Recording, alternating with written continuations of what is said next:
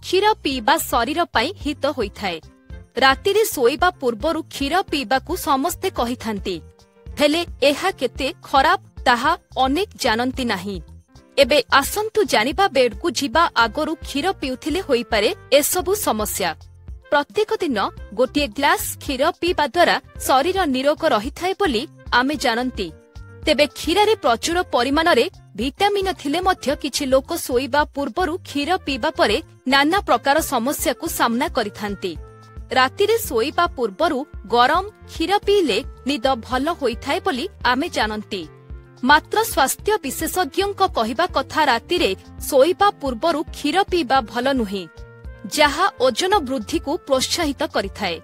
अन्य पक्षरे आपणकर जदि पाचक प्रक्रिया रे असुविधा थाए तेबे सोइबा पूर्वरु क्षीर पीले असुविधा होई जाए। हजम प्रक्रिया जटिल हेबा कारणरु अति कम रे सोइबार घंटाए पूर्वरु क्षीर पीले भल बोली कुहा जाउछि।